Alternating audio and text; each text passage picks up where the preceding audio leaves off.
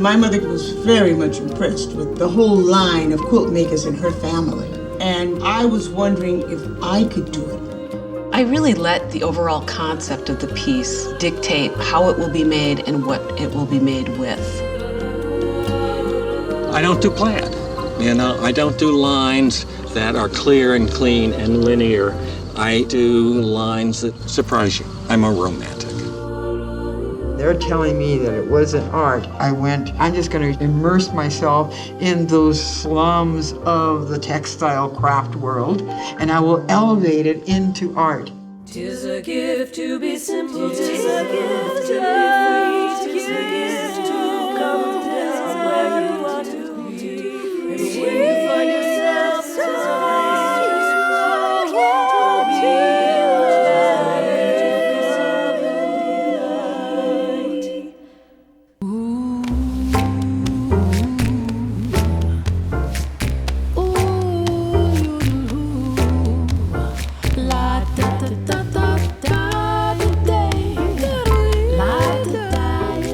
When I was a child, I had asthma, and I was home a lot, not going to school.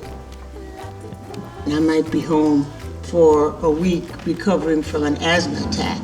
But I had all my schoolwork. My mother would get my books and find out what my lessons were so I could keep up with my reading. My mother often would give me a little scrap of cloth, and I would make something. When I went to the City College of New York in 1948, they asked me, what are you planning to be? Well, if you put it like that, I want to be an artist. And I was told we don't offer that degree to women. But one woman there said, wait a minute, you can major in art and minor in education and be an art teacher. To be a teacher is a professional job that is popular among African Americans in the South because they had segregated schools. So in my family, that was something that people did. My great-grandfather being the first, Professor B.B. Posey. No matter how you turn it, you always get those 4 words in there, huh? Mm-hmm. And a nice pattern. And a nice pattern. Okay, I'll pin it and stitch it and we'll take a look at it. Right. I met Faith at University of California, San Diego. I was in Faith's drawing class. Faith asked if anyone was a photographer in the class, and I was the only one who raised my hand. That was 17 years ago. Right now, we're working on a quilt about President Obama. A good way to collaborate on something is to use this Kuba design from the Belgian Congo. This 8 triangles in a square, done in different ways. It's just wonderful, and you can do all kinds of stuff. And you can have a lot of people collaborate together. You just need 4 units of words so that you can repeat them. And there's no limit to how many ways it can be. It's just such a great design. I love it. I studied a lot about quilts because I wanted to understand their origin. In the United States, the quilt was brought here by slaves from Africa.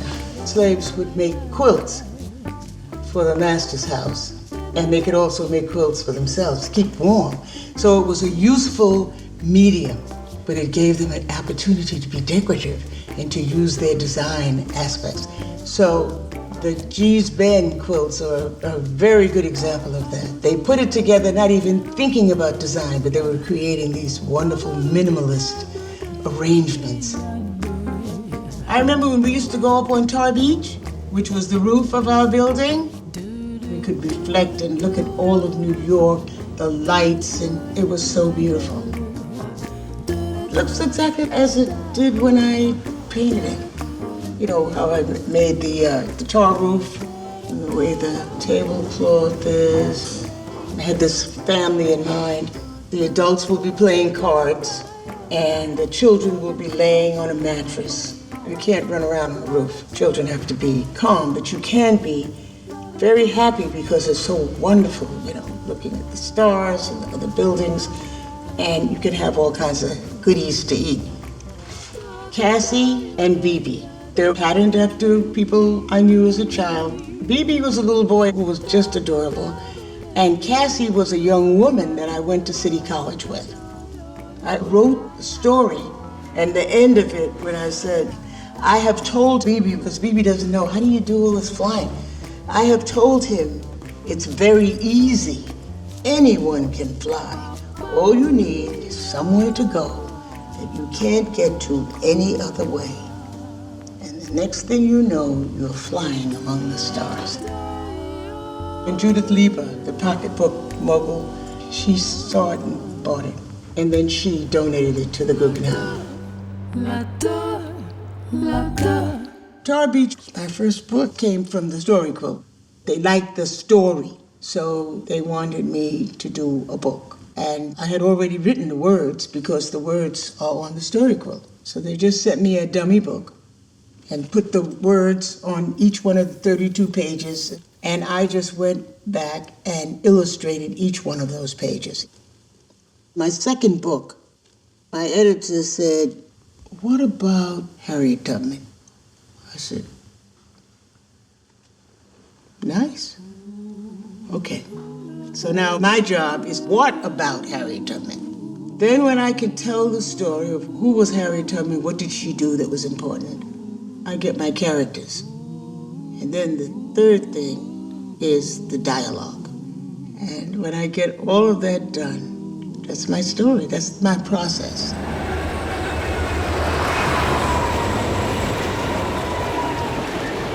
When I got the commission to do the subway, I wanted to be in Harlem, and I said, I want to be on 125th Street. Because 125th Street was like the center of culture of Harlem. What made Harlem so famous and important is the people who lived there and went there, who built the African-American cultural and historical significance. The Teresa Hotel was a fantastic hotel and meeting place, and Martin Luther King and Malcolm X came to Harlem. Actually, Malcolm X, before he even became important, he lived on my corner. A very important place was Abyssinia Baptist Church. I went there as a child. I would listen to Adam Clayton Powell talk, and I think he politicized me, made me understand what it was I had to do as an African American. And there wasn't any women's movement of any kind. I mean, he was actually talking to the men, but so was everybody. So I just had to translate. You know, I had to say, well, okay, if this is what the guys should do, now what's my role in it? What do I do? And that's why in my foundation, I am committed that children should learn about these great masters of African American art. And when you can see yourself in the development of a culture, you can do it too. Because it's only through these people that I knew that I could do it. Because people before me did it. You really do need those role models. My goal as a young artist was to get past male chauvinist domination in the art world. That's number one, because no matter whether I was with the African Americans or the white Americans, I was still a woman, and women are not supposed to make art. That kind of double struggle empowers me.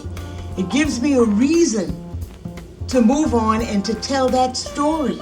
These three were my students way back in the day. I told the kids, all right, we're gonna do this bulletin board for Black History Week. And so I said, well, what are we gonna have on it? And so Paula raised her hand and she said, well, I'm gonna bring in my brother's latest book, Go Tell It on the Mountain. And I said, well, what's your brother's name? And she said, James Baldwin. And I didn't know him. He must have just started. Yeah, exactly, because Mountain came out in 1953. All right. So we came together in 55. I got that book and I read it. That was it.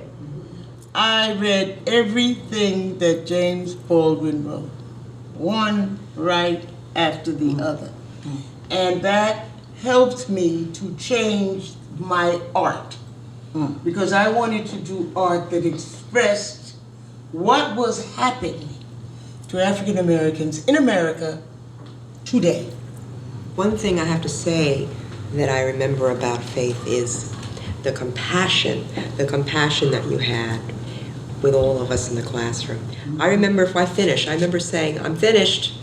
And you said, no, you're not. You have color. You put all the colors in there. You have all the beige or the white at the top. Let's get the colors in. And I remember wanting to put those colors in. But it was the way that you said it. Mm-hmm. It was the way that you circulated. You moved around and you had something to say to each of us.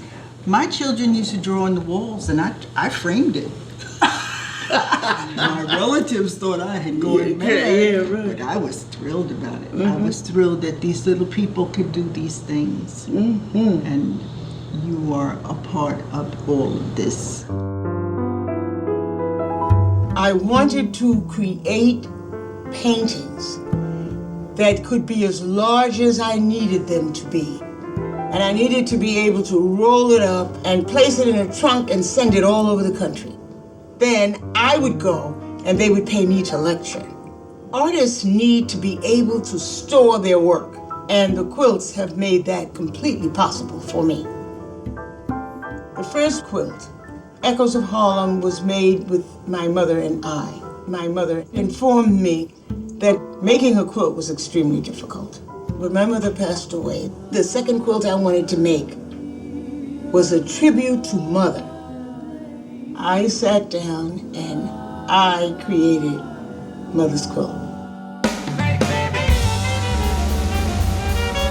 Sonny Rollins used to come to my house to practice his saxophone. He's a little kid, 12, 13 years old. He's a year older than me. And my mother used to say, oh, Sonny, please, you're disturbing my neighbors, because he plucked off key. But he didn't upset him. He taught me to be serious about my art. I learned that from Sonny Rollins. And then when he became older and more successful in the 60s, he would go up on the bridge and nobody could say anything. So I wanted to remember that. And so I created Sonny's quilts with Sonny blowing on the bridge. And I thought at that time, this personifies women. Bridges unite people across barriers. And that's what we do with our families. We hurdle obstacles. We stay together. We pass it on. Just like a bridge. What's special about our school is that we have this arts focus. We have a Harlem focus. We feel like that has a lot to do with the self-esteem that is built in the students. And so we try to weave in the arts into all of our subject areas because we feel like it enhances learning for the students. It was the night of the 24th of December in 1939. Ooh. Faith found me in Harlem. She was looking for a school to work with and introduced me to her way of teaching art and teaching the cultural significance of art and all of the artists that the kids don't learn about. She had this process where the kids would learn about an artist, learn about their lives, and then create art in the style of this artist, using the same mediums that the artist would use. And the final component was that they would go see the work itself, the original work. And so once I started doing that with the kids through a grant that she had through the Anyone Can Fly Foundation, I just found that by the time we finished, it would be a very rich-looking piece. Hello, Miss Ringo. It's always been a dream to meet you. Oh, thank you. I love that. He is a very bright student, but he has severe asthma, so he wasn't here when we gave out the papers, but he has been so blessed to bring us our snack today, so he said this is his lucky day. Oh, right. So, well, you know I have asthma also. Oh, my goodness. Yeah, I got asthma at 2, when I was 2 years old.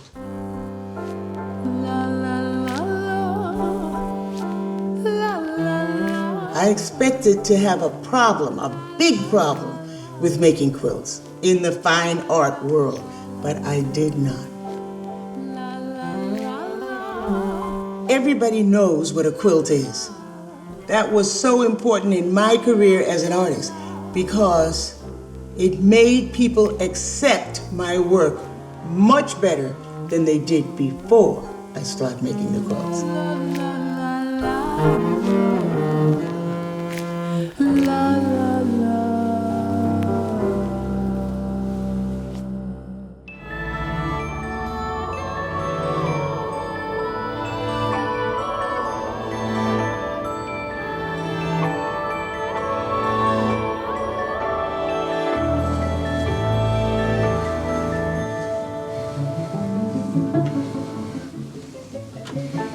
What I'm doing is really the final bit of a warp. Even though these yarns, which are silk ribbons and chenilles, even though they have color, that's my starting point. And what I'll do is take out some of this color, add some other color in the dye pots. It's one of the many things I can do as a hand weaver to make my cloth as different as possible. This is the beginning of the process, but all of this is a 17-yard warp that will go right into the dye pot. I can buy a really great yarn in the most god-awful color you ever saw, and I can take color out in places and I can add it in other places in the dye pot. I'm moving one skein from here over to here, and this can go a little in here, and this can go over to this pot. These are our warp skeins that I dyed earlier this morning, and I got really excited as I took them out of the dye pots and saw what the color remover had done over color, and how the warms were shifting into the cools, and how there was a little bit of surprise all the way along each thread. I came here just on a leave of absence from teaching, and I realized halfway through that winter that I wasn't going to go back because my work did change. Instead of being paid to talk all the time, I was paying myself to shut up and be productive.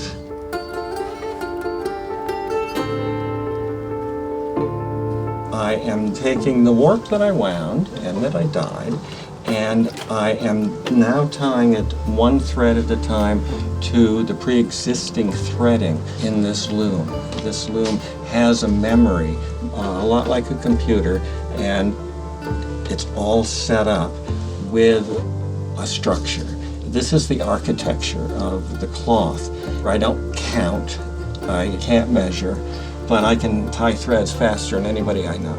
And simply lifting one of these frames, I'm able to bring up different threads in different combinations to create this kind of shawl, which is called a twill damask. I'm taking a thick, bright thread and I'm tying it onto a dark thread. Having done a dark warp, I gotta do something brighter. Much of the designing happened as I tied these threads individually onto the knots that were here. And now those knots have been pulled through. This is actually the thread that I was winding on the warping board. It's that chenille and silk ribbon. And it's bright, it's light, it's got a lot of texture, and it's in there to really provide the foreground.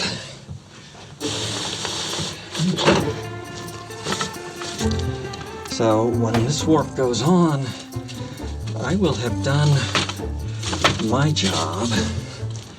And whoever says I don't do any weaving doesn't think of setup, which is at least 50% of the work, as weaving. Now I think of weaving as a whole lot more than throwing the shuttle. So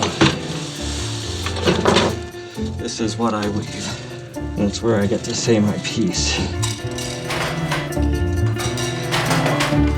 Randy dyes the beautiful silks and dresses the looms, and that's when I come in and take them home to my studio space and work on them there, and then shuttle back and forth between his house and mine.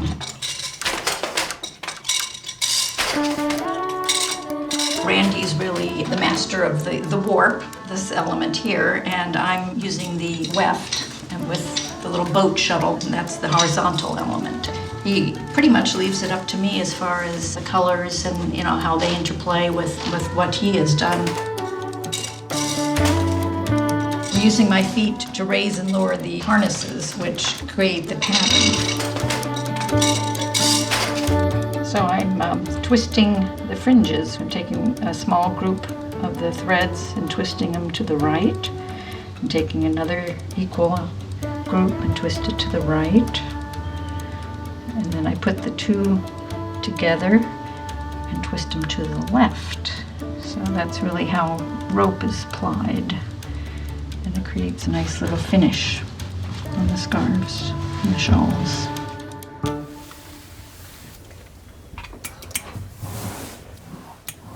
I think Brian's input is probably the final word before each piece goes to a show or to a customer as far as critiquing and the color and the presentation of it. We met at a 12-step meeting, and it was a time in both of our lives where big changes were happening. Mid-'80s. Mid-'80s. When I first set up the booth with Randy in Baltimore, I looked over and I said, "Wow, this is beautiful. You've made a beautiful fortress." And he said, "What?" And I said, "How can people get in here to see the work?" He said, "We have to move this around." And he looked at me like, "Wow, what an unusual concept." I know. Where am I going to hide? Where am I going to hide? We got married the minute we could, which in Massachusetts was May of 2004, so it's been a while. And we're really not celebrating until everybody else gets that chance. It's coming slowly, but I never thought it would come in my lifetime. You remember this series? Deconstructed. Deconstructed. So it was actually weaving a double weave, and this is the woolen silk from Jagger's spun. I went into Randy's studio, and when he tried on a new weave structure, what he would do is weave off about a foot or a yard just to test the coloration for that weave structure. Basically, it was an anthology of what he's been doing for 35 years. And so that was my original idea, is to do a quilt which really covered a complete career. This is a piece probably from the 80s, and this is a piece that was finished probably 2 months ago. I love the fact that we still have a turquoise kind of blending in with that. When I lay it out like this, I can see kind of where I started. We have a piece 35 years old, one of the earlier pieces, and I'm really going to build around that. So Randy just dyed the silk for me. This will be the backing of the quilt. So I know what my backing is already going to look like. I try and balance it out. If it pleases me, I go with it. I'll actually put a whole section together, look at it and say, you know what, it's not working. I'll take it apart, reconfigure it until I get it, and then that's it, I leave it. I use color because it's just around me so much, and I drink it in. I don't think about it. It just it's the easiest part of the process for me. It's not the struggle. It's all of the other things that I get tangled up in, but never color. Color is the first thing you see, and it's the last thing you think about before you adopt this piece into your life. My overused phrase is, why use 5 colors when 50 will do nicely? This one was woven and washed, and it looked a little plaid, a little boring, a little high contrast. So I took color out, added other colors in, and what I got was exciting because all of a sudden, all of the blacks which ran throughout the piece just appear sporadically. And there are hills and valleys. And this whole series of cloth is inspired by Ireland and the hills and valleys and the barks and the mosses, and everything is soft because it's always about terrain in Ireland. I think it's important to understand that process is a means to a way to discover what's most important in the end product, and how can you adapt the process to really reflect your own point of view and your own unique personality. So I'm always looking at each step of the process as a way to answer the question, why would I bother going through these extra steps? Whether it's tying it on, whether it's winding the warp on, whether it's choosing the wefts, whether it's throwing the shuttle. And they're answers that only human beings can discover in the act of doing it. Hand weavers tend to be looked upon as dinosaurs who are doing something that really doesn't need to be done. Why would you bother? And I think that we have something to offer the world that is best expressed through interlacing threads. This is not busy work. This is not happy hands and happy faces. This is very essential stuff. I'm a hermit, you know. I like to hide in the studio and play with yarns and colors all day long. But going to a show, I can kind of put on enough armor to get through it, but Brian is there as the front man, and he's, my job is to really stand back and look artistic and let him do his magic. But there's a lot more work to be done. Mm-hmm. Let's keep at it. Challenge.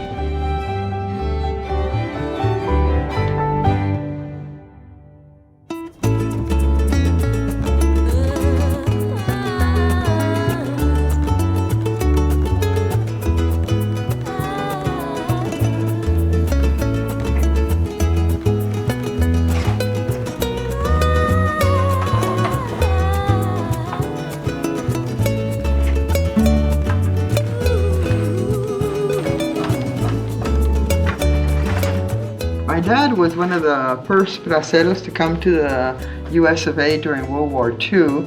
The US made a deal with Mexico to bring in workers, and it was fortunate because he met my mom on one of those early jaunts over here. When he finished his bracero stint, he was taken back to Mexico and he wanted to come back. He came back illegally with no papers. My mom was always instrumental in figuring out how to smuggle him across the border. And very many times I remember hiding him in the car, putting my feet over his body as he lay where our feet were. And once in a while he'd get caught at the border. And it was always a very tense, dark time for me, my early years. We were never allowed to speak to outsiders about anything, because my mom was afraid we'd bring interest to the house and then they'd discover my dad. And it was during the time when there was no work, because it was raining so much, and he'd hide out in the garage, and that's when he would weave on his frame loom, and that's when I would hang out with him. So this piece I wove for him. I used the image from his immigration passport when he finally did get legal. I was 13, and it was in the early 60s when he finally got documented. And he is the one that inspired me through his Huichol roots to weave. Rebozo de la Frontera. This rebozo was the first rebozo I created. I've always loved the rebozo. The rebozo is a fabric that's very long and rectangular, and is used as a shawl. It can be used as a papoose to hold the baby. In the Revolution, it was used to hide the rifle or the gun. It's a place that you can lay down in the desert as a blanket. Ever since I learned how to weave in San Diego, I wanted to weave one, but I never saw a way to enter that world as art. But then I started thinking, well, let's make a rebozo for that indigenous woman that crosses the border and has no time to weave. I don't have time to sew either. I use safety pins to hem up my skirts when I need to sew it. Safety pins, oh, that's the contemporary way to sew. And no matter how much they infiltrate the society, they will always be on the radar of that INS. How do I put that in there? Oh, just millions of little caution signs is my code way of saying, if you're indigenous, you're always going to be under the scrutiny of the Border Patrol. So I decided to combine these ideas of no time, always on somebody's radar, and functional versus non-functional. And so it's a wearable, but it's obviously a wall piece. But to me, it's a marker that stands for woman, culture, and the struggle to survive.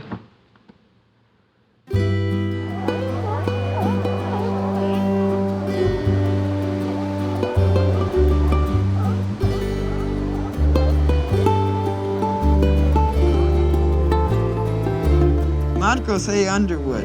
Yes, 14 years old.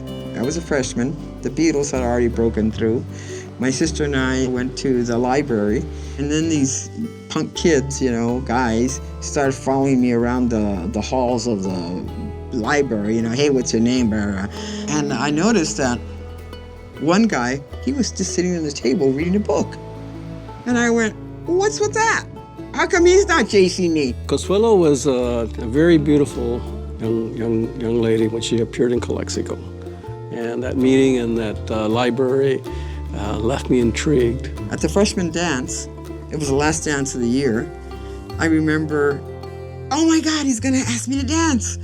Wow! So he asked me to dance, and it was like we had already known each other for like 20 years, those kind of dances, right? So I danced with her all night long. I still remember that. It's one of the most memorable nights in my life. And I realized, I like him. He likes me. So at 15, that's when I decided, okay, it's Marcos. So next thing we knew, there we are. 50 years later, he always told me, it's all right, Chula. You don't have to work. Just take care of the kids in the house. I'll go to school first, and then when I graduate, then you can go to school. So that time came, he graduated. Now what am I gonna do? Whatever you want, Chula, do whatever you want. That was pretty cool. I probably would not have gone to school and be an artist. I would have been a dentist or a dentist assistant or a secretary or whatever.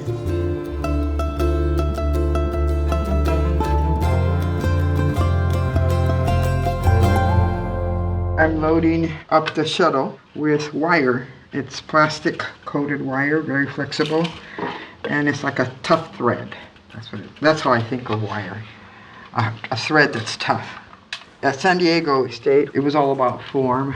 It was about learning how to weave, how to traditionally use thread, and how to make an object. And then I went on to San Jose State, who said, oh my God, what's that all about? Who cares? It's the content, not the form. So, how do I get content in a weaving? Materials. Well, my weavings are going to be tough. They're not going to be beautiful things. They're going to be tough. Wire, and that's like a thread. That's when this wire started. I just learned how to express myself as an artist and learn how to use materials to help me in my expression. And the expression that I wanted to do was about me, Consuelo. Well, I'm tough. I like wires. I love silk, but I also like wires. And that's when I started weaving with wires and barbed wire.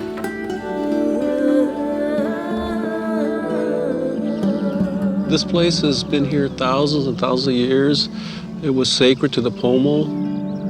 It probably has a lot of forest spirits, animal spirits, and then the people that have lived here, a lot of them love this place. They're still here. The ashes of several of the people that lived here are scattered in here. We needed to purchase another property, and we had a short period of time. I looked on the map, and the only Indian name I could see along the coast, it was either Spanish or English, but the only Indian name I found was Walala. So I told Consuelo, let's go over there. We might be able to find something over there. And we came over one weekend. And I remember driving up the drive, I said, this is it.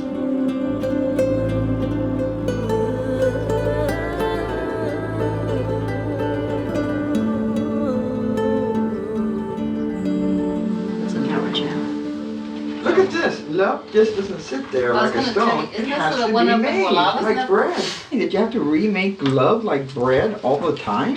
Yes. That's ridiculous. You fall in and out of love all the time. You do? Mm-hmm. Different people that you meet. Really? Friends, family. I thought love is forever. Only for you and Marcos. How long you guys been together? 100 years? I don't know, pal. We signed the paper in '68. Oh. So how many is that? 40. That's what You're going on 50. Yeah. Yes. Oh my word.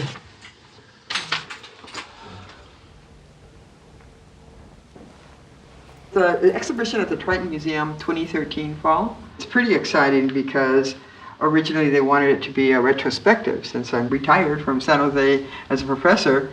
And the reason it came about was very interesting. I was in a group Chicana kind of show of the Bay Area work and at the Triton. And I made this wall of undocumented border flowers, and that was like the hit of the show. And I think because of that, they offered me the solo in 3 or 4 years' time. So I'm preparing all this work for that exhibition. And the flags have been with me since I was first grade. I pledged allegiance to the flag of America. I've always thought about that flag. And when I cross the border to Mexicali, I think about the Mexican flag. Mexicanos, el grito. And so what I've been doing is merging the two flags as one. I think they're beautiful. I respect them. I love the safety pins. They look like a sea of people. The safety pin is one of the lowest elements in our society. But I love bringing the lowest into the highest realm of art hallways in the museums. To me, that's always been almost like church. It's like you flip the world around. You know, you play with ideas and understandings of your reality. I mix it up. On this loom, I'm weaving a strip that is 30 feet long, and it will be a wall installation at the Triton Museum. It will identify the border line on the wall. And so I'm mixing up the red, white, and blue and the red, white, and green of the Mexican flag, and that's going to be throughout the whole piece. It's the mixed media weaving where I have the most fun. I make it up with each throw, more or less, because these throws only last like 2 feet. This one in particular is made with the New York Times, blue plastic wire, a piece of cut up raw DuPont silk, and blue barbed wire that I had made earlier for another project. The white is made up of this plastic raffia bandana scarf and some white cotton thread. This red was made with a cotton thread, wire, and a red silk bandana. So all these materials, I determine which one to use at the moment. And that's what's the most fun. It's very fast, it's very immediate, and in the end, it will also be very meaningful. The borderline is the actual line, if you look at a map, the line between Mexico and the United States of America. And it starts in California, travels along Arizona to New Mexico, and it drops down into the peninsula of Texas. And I'm very focused on that line because that's the line where they want to put up the wall that will separate the two nations. And for me, on each side of that wall, it's a dead zone that they're creating for all the wildlife, the wild plants, the people even. But I'm more, at this point, if they don't care about people, well then how do we care about, the bugs and the flowers? And that we're creating a desert for our great-grandkids. When they grow up, that will be a dead zone. That line will be, in 100 years, a desert. And right now, the desert is alive, but in 100 years, that desert will be dead.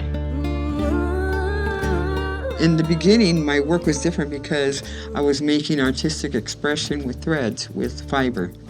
And then other people started working with that. But I found that my message was still different. Even today, I feel that I'm one of the few voices that is still talking specifically about the border and the ecological impact that that's having. I just know that I need to talk about that.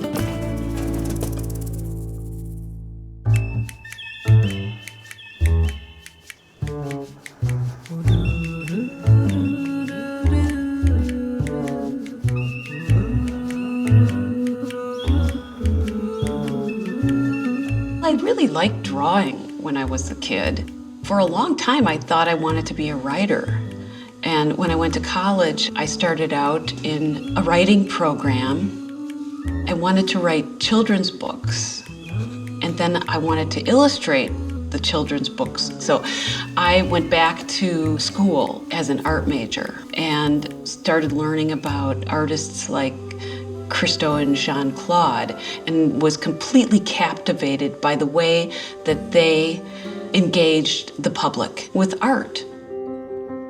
One of the things that I liked about quilting when I first got started was that quilting is a great way to piece two different perspectives together, like, you know, a straight-on view of the wetland and a map view, you know, like a USGS survey view.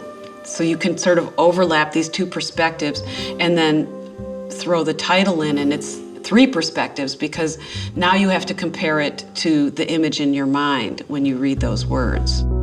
Proposed Deep Pit Mine Site started when my husband Rob was making a documentary about mining in the state of Wisconsin. There was a couple of proposals to open up some rather large deep pit mines. This is very difficult fabric to control. So I need a way to get it on a secure surface so that I can paint it and control where the paint goes. I mean, the dye goes. Okay. Yeah, when people ask me, how did you get into quilting? I just want to point something out. I live in Wisconsin, and I'm looking at this thermometer right now. The temperature is 14 degrees Fahrenheit.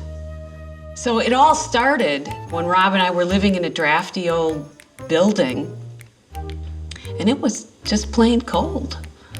So I started making quilts, and very soon I saw that the cutting and piecing of quilt making enabled me to put these different perspectives together. The other thing I love about quilting is that everybody has a quilt story. It's about being loved and cared for.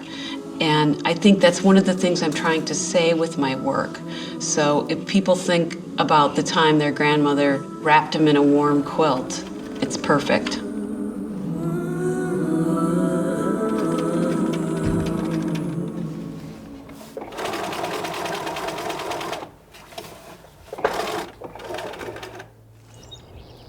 All of these quilts are based on real experiences. And when I first started bird watching, I just thought they were such beautiful creatures. My ultimate goal was to get cedar waxwings to my yard because they're spectacularly beautiful birds. We were living in the city at the time, so I was telling my studio mate about cedar waxwings, and he mentioned that his wife worked at AT&T and that every fall, flocks of cedar waxwings would come to the parking lot and eat the berries off the trees in the median strip. About a month later, he said they're there. So I drive out, and sure enough, there were hundreds and hundreds of cedar waxwings. And while I was sitting there, I realized a bird's eye view of a parking lot is so quiltish, or quilt-like. Let me say that a little better. A bird's eye view of a parking lot is a very quilt-like pattern. So I thought, I'm going to do a quilt about this.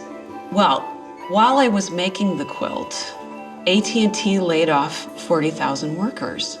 So when I did the people walking around in the parking lot, I just gave them little pink slips. It's very small. But anyway, I just had to put that in there in honor of the workers.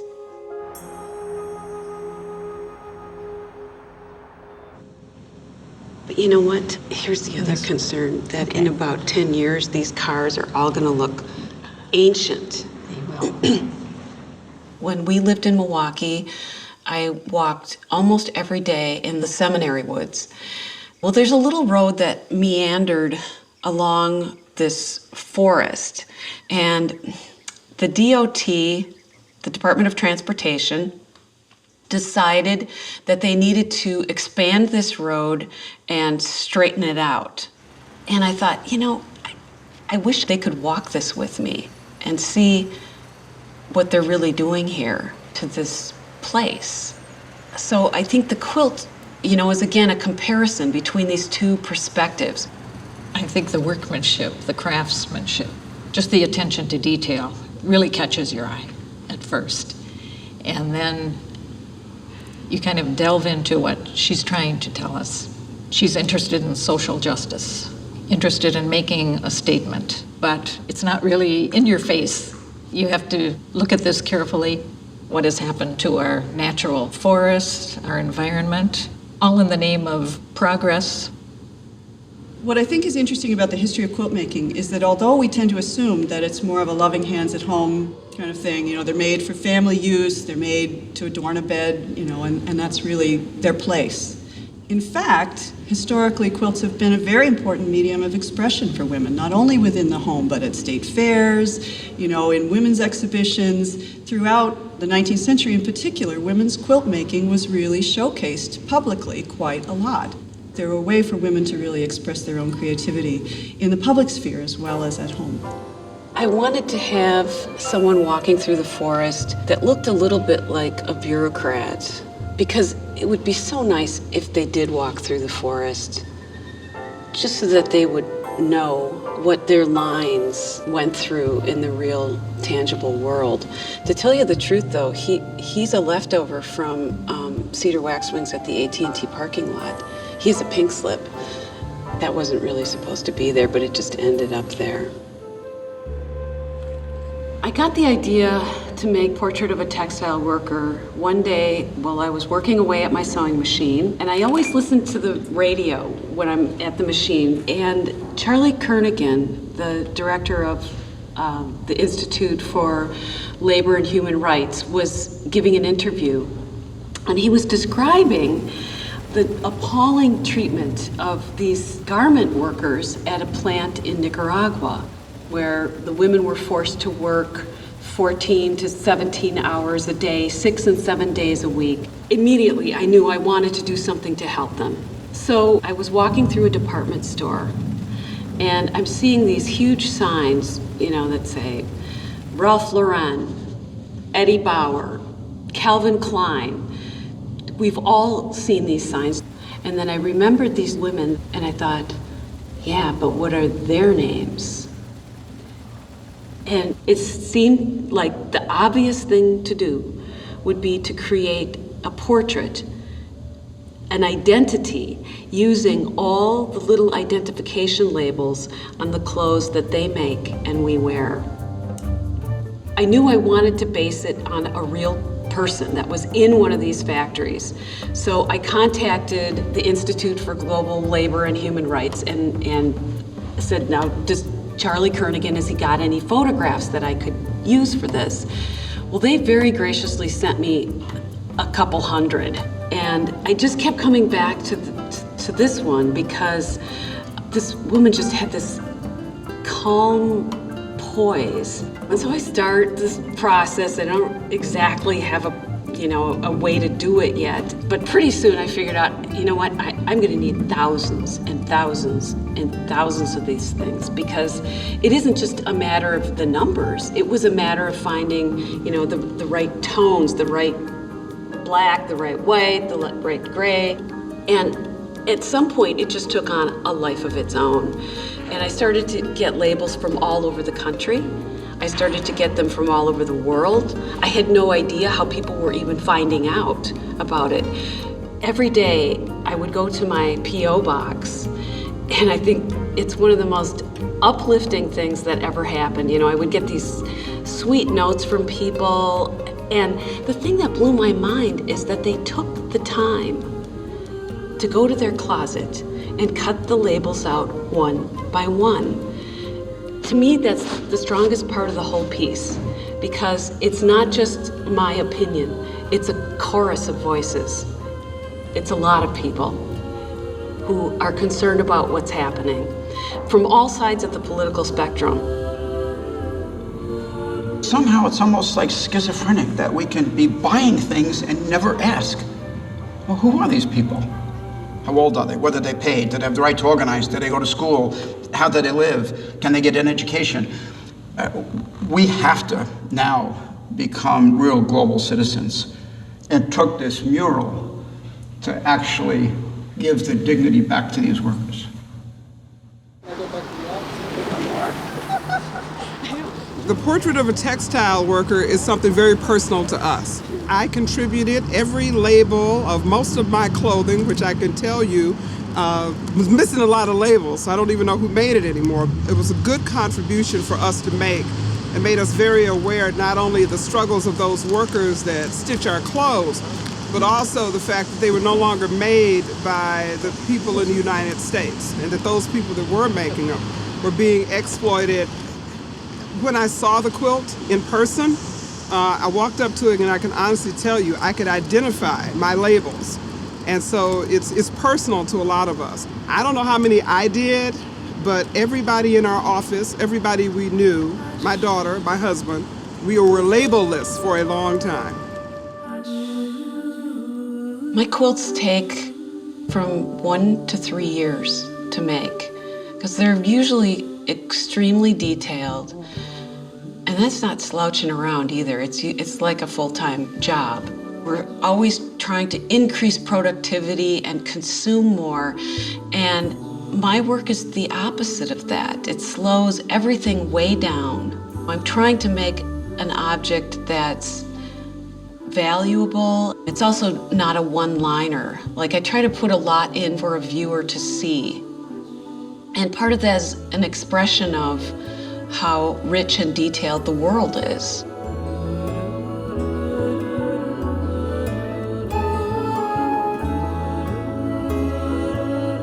I have come to really love craft and the idea of craft because my subject matter is the kind of thing that can be very repellent to people. But craft, in particular the craft of quilting, there's a familiarity with the objects and the materials and the way the materials are used. What I'm looking for is common ground with shared experiences with people. It's the perfect medium. Major funding for Craft in America was provided by Cynthia Lovelace Sears and Frank Buxton, L.L. Brownrigg,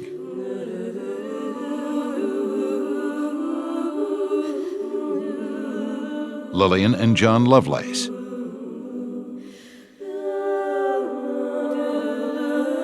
the National Endowment for the Arts, Wingate Charitable Foundation, Stolaroff Foundation.